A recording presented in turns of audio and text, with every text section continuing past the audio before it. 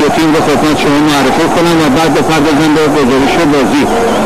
امروز در تیم پیروزی احمد رضا عابدزاده همین چهره‌ای که در تصویر دیدید در اون دروازه است و عنوان کاپیتان تیم قرمزپوش پیروزی و اون طرف هم مارکار آقاجانیان سرگروه تیم پاس است. به غیر از عابدزاده که برای پیروزی بازی می‌کند، بهروز رهبر فرد، محمد علی پیروانی، مهدی هاشمی نصب، رضا شاهرودی، علی کریمی، حامد کاویانپور، به نام سراج، نادر محمدخانی و مهدی مهدوی‌کیا دیگر بازیکنان این تیم هستند و در تیم پاس به غیر از مارکار آقاجانیان، جلال بشرزاد، جان ملکی، طالبی، سهند راویان، شاهین آورند، جواد نکونام، رسول غنی‌زاده، وحید مظاهری و لیث ناصری بازی می‌کنند. ضمن که قضاوت این دیدار به عهده آقای احترام است. محمد پیروزوان و کریم عسکرزاده ایشون رو در امر کمک قضاوت یاری می‌کنند و داور ذخیره هم آقای مهدی هنروری هست. تیمی که ناظر بازی هم آقای حسین خوشخان هستند. تیم‌های پیروزی و پاس هر دوتا از تیم‌های پر افتخار ما هستند، هر دوتا از تیم‌های قدیمی هستند. خدمتتون عنوان بکنم که آخرین بازی که این دو تیم در مقابل هم دیگه داشتن یه بازی دوستانه بود که در شهریور ماه سال جاری سال 77 انجام شد و تیم پاس 2-1 این تیم رو شکست داد. برای تیم پیروزی بزرگ گل زد و لیث ناصری و رسول خطیبی 2 گل برای تیم پیروزی زدن. مربی اون زمان تیم پیروزی آقای مدکوویچ بودند. البته این نکته رو هم اضافه بکنم که این پیروزی با اون پیروزی بسیار متفاوت هست. کارشناسان فوتبال و اونهایی که دستی از دور بر آتش مسابقات جام آزادگان دارند در این اعتقاد هستند که این بازی در حقیقت خودش یک نوع فینال هست و این دو تیم هر دوتا با انگیزه های هجومی و کسب 3 امتیاز بازی رو شروع خواهند کرد. ظاهر قضیه هم وقتی که به اسامی دو تیم نگاه می‌کردیم همین مسئله احساس میشه.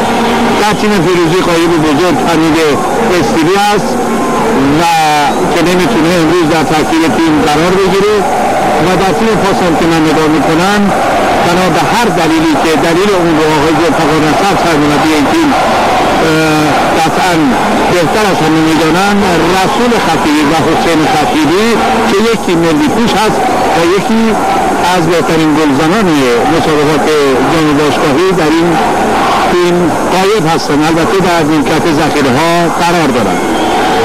بازیکن‌های تیم پیروزی رو می‌بینید.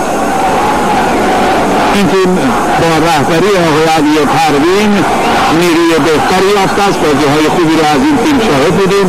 عابدزاده در تصویر مشخص هست و همکاران عزیز من اگر تیم پاس رو هم نشون بدن می‌بینید که پاس لباسش لباس کامل نیروهای انتظامی است که از این لحظه با سوت آقای احترام و ضربه‌ای که بازیکن‌های پیروزی که توپ می‌زنن بازی آغاز می‌شه. این وحید هاشمیان است که این توپ میفرسته. بازیکن‌های تیم پاس در همون ابتدا هجومی کار می‌کنند، اما پیروزی وسیله علی کریمی برای ادمان بازی خود کریمی به دنبال توپ و خطای سهند راضیان بازیکن شماره 22 تیم سبز پوش نیروی انتظامی پاس گرفته میشه. نگاه بکنید در حرکت آهسته این گونه بود که آقای احترام که این خطا رو زد. در صورت این شاهرودی است که تیر دوم بلند میفرسته، دفع میکنه رسول غنی‌زاده، یک بار دیگه ضربه سر کریمی.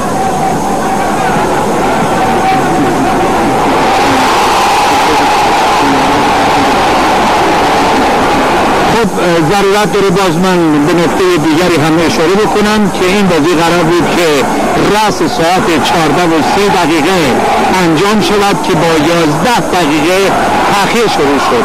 ما ایام ماه مبارک رمضان که دعاها خیلی خوب مستجاب می شود بکنیم از درگاه خداوند متعال. خب یک بار دیگه بازیکن‌های پیروزی و اعلام خطا یا خیر داور اعتقاد داره که خطای اتفاق نیفتاده است اینجا نگاه بکنید، این یار شماره 10 تیم پیروزی ادموند بزیک هست که اینگونه تعادلش رو از دست داد. 4 دقیقه و 55 ثانیه به دقیقه 5 این مسابقه از سری مسابقات فوتبال جام آزادگان میرسیم. نیمکت مربیان، ذخیره‌ها و سرپرستان تیم پیروزی رو ملاحظه کردید. بار دیگر بازیکن‌های تیم پاس توسط سربروی خودشون مارکار آقاجانیان که مدت هاست به عنوان یک بازیکن خوب در قلب خط دفاعی تیم پاس انجام وظیفه میکنه.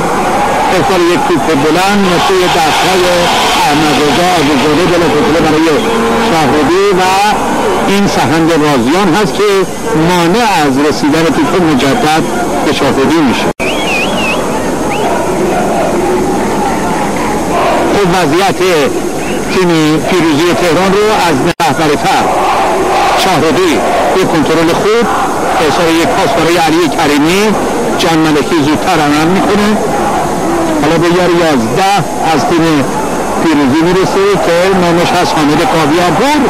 یک بار دیگه برای علی کریمی و این جلال بشرزاد هست که خوب زاویه رو تنگ میکنه، از ناحیه شکم هم آسیب میبینه. توپ علی کریمی این چهره نگاه بکنید، اینجا کاویانپور پاس برای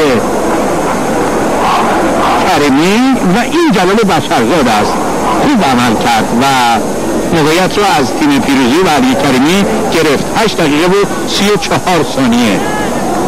یک بار دیگه به روز رهبری فرد باز هم برای ادموند بزیک. حالا علی کریمی و مارکار آقاجانی میرسن مارکار رو عقب میزنه، اما یک بازیکن جوندار دیگه که بازیکن شماره 5 علی طالبی باشه توپ او رو میزنه. از مارکار آقاجانیان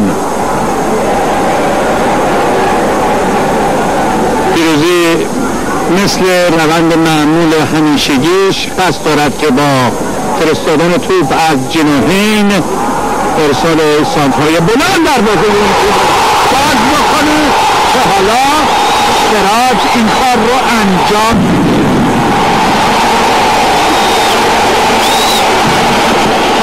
پیروزی 1 و پاس 0. یک توپ از جناح راست آمد به این گونه و این سراج بود.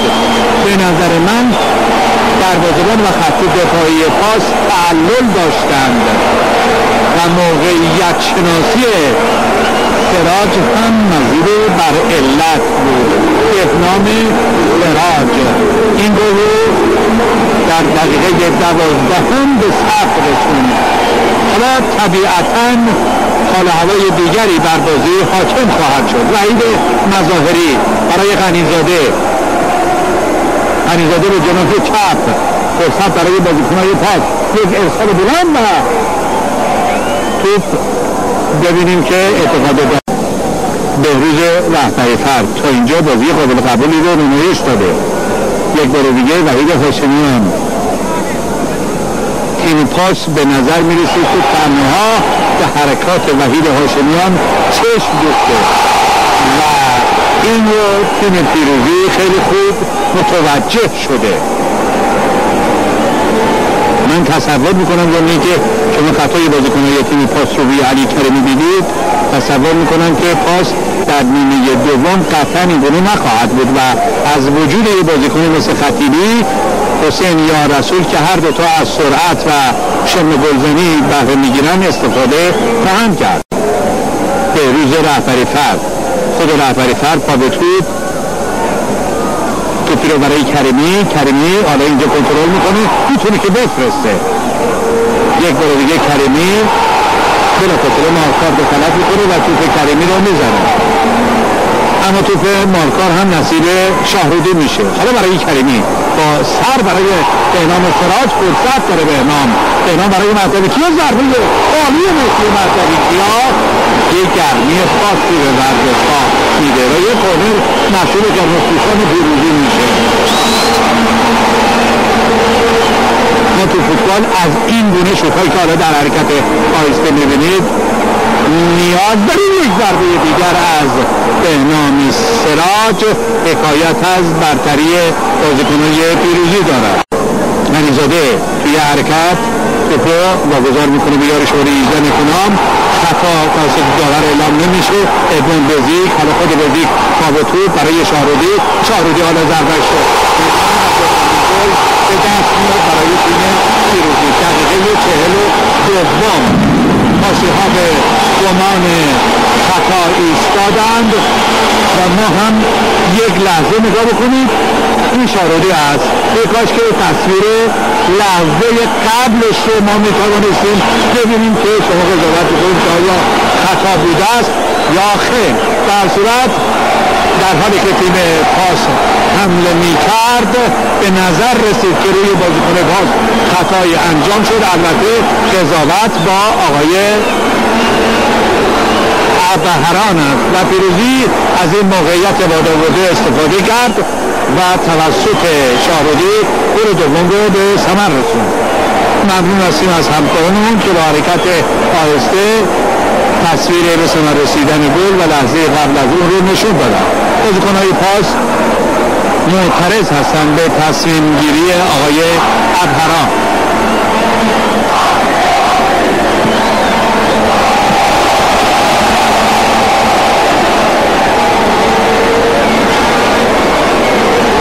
باز هم ضربه شاهرودی که منجر به گل دوم پیروزی شد. شبیه از مدافع یاکوب تیم پیروزی در جناح راست و شوت پایان حتی چند ثانیه زودتر ارتباطمون رو با شما قطع می‌کنیم. ازتون یه خداحافظی موقت می‌کنیم و ببینیم که همکاران ما در بخش شرکت سوم چه برنامه‌ای برای شما دارن تا نیمه در بخش ایجاد نکنیم، چون برنامه طوری برنامه‌ریزی می‌کنیم که اگر با تحقیق بازی آغاز شه کل برنامه‌ها به هم می‌ریزه. اگر قرار هست که فوتبال منظم برگزار بشه، این رو بایستی برنامه‌اش که جسم فوتبال باشه که انشالله شاهد منظم‌تر برگزار شدن مسابقات به لحاظ آغاز خواهیم بود. مسابقات آغاز شده، مسابقات دیگر ندارم. گوش می‌کنیم به گزارش خوب همکار مورد کاویاپور. حالا نگاه میکنه کاویار خالی رو پیدا بکنه، حرکت بدون توپ باید در تیم پیروزی در این اوقات به چشم بخوره. حالا شاهرودی، خود شاهرودی برای علی کریمی و ضربه فنی کریمی از بالای دروازه راهی آوت میشه. این چهره کریمی است. از علی کریمی در آینده بیشتر خواهید شنید. بازیکنی مستعد و جهشی رو به جلو داشته است. بازیکن شماره 26 که حالا در حرکت آستی ضربه او رو می‌بینید که چگونه از بالای دروازه به آوت شد. شاهرودی برای 26 علی کریمی و غنی‌زاده موفق. کریمی با گام‌های بلند با فهمی عالی و پاسی مناسب برای مهدی مهدوی‌کیا. در روی مهدوی‌کیا به طالبی برخورد پیدا می‌کنه. خود مهدوی‌کیا این تو از طالبی بگذره برای کریمی و کاویاپور. حالا کاویاپور و این ضربه بد از پیروانی که به آوت میره. نادر محمدخانی برای مهدی مهدوی‌کیا کنار خط به توپ رو دریافت میکنه. حالا مهدوی‌کیا نگاه میکنه اون طرف علی کریمی رو بهتر میبینه. خود کریمی صاحب توپ هست، یکی از کنارش فرار میکنه. شاهرودی حالا جا داره که شاهرودی شوت بکنه. به دست میاد برای تیم پیروزی. خیلی کار مشخص بود.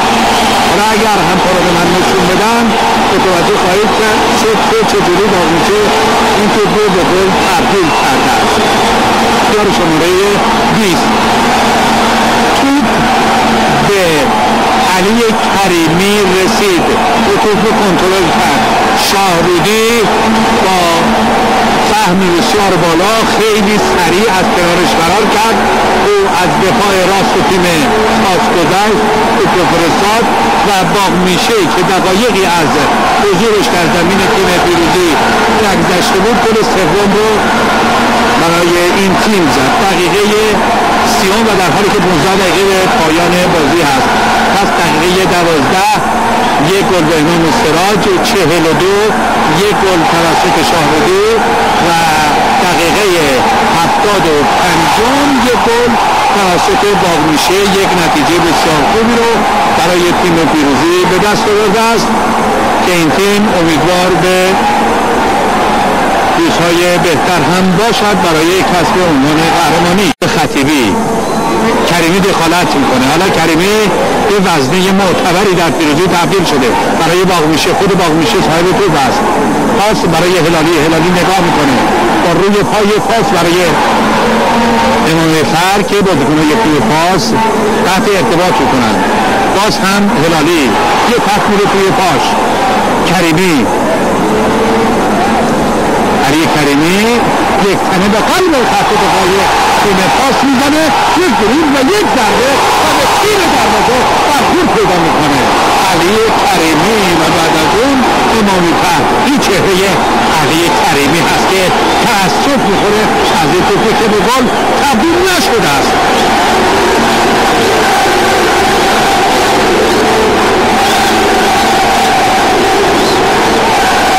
حاجی دروازه‌بانی که به جای جلال بشرزاده بازی اومد این ضربه رو میزنه.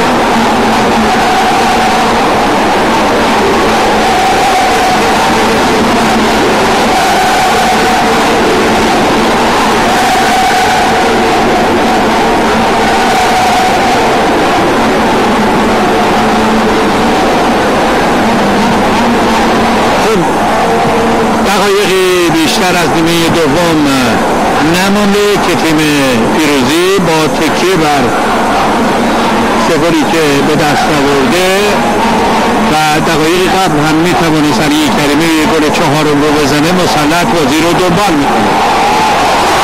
کریمی باز هم یک تنه، خود کریمی صاحب توپ است.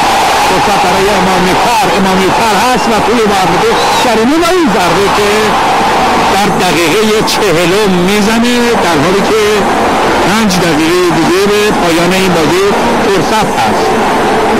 تو به آوت میره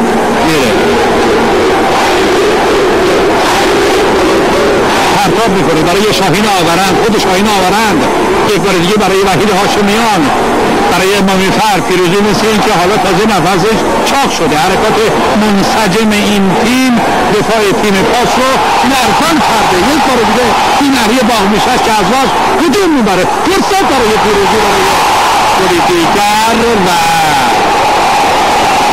آمادگی جسمانی بازیکن‌های پیروزی در این دقایق باعث شده است که فشار زیادی مثل این صحنه که تو حرکت هایستون می‌بینید روی خط دفاعی پاس بیارن.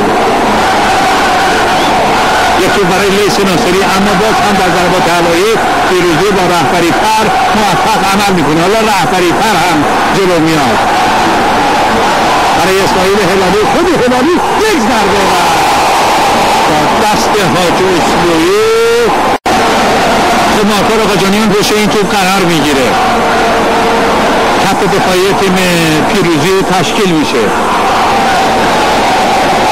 مارکار حالا خودش زننده این ضربه است که واگذار میکنه به غنیزاده و غنیزاده با یک شوت سرکش عابدزاده رو به هر صورت متوجه میکنه که باید در مقابل این ضربات چگونه عمل بکنه.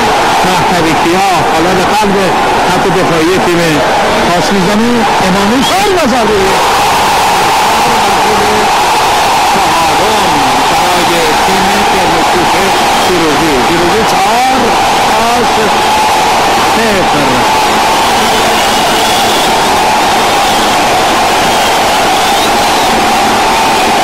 یک گل وسیله بهنام سراج، یکی وسیله شاهرودی، یکی وسیله باغمیشه و یکی هم وسیله امامی فر که دقایقی قبل به بازی آمده بود. این بازی رو 4 گله میکنه به سود تیم پیروزی و طرفداران این تیم 4 دقیقه هم به عنوان وقت